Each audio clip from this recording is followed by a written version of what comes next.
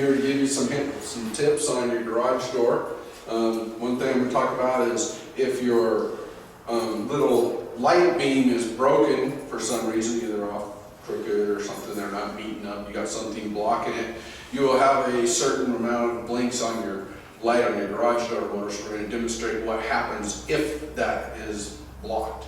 So I'm going to push the motor, push the button, you're going to see the lights blink.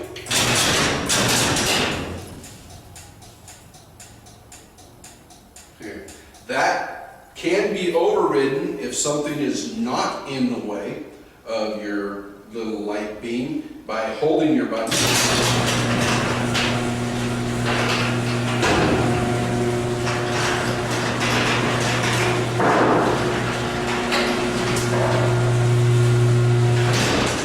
Until your garage door gets clear to its closed position. You can also hold your remote down until it gets to your closed position.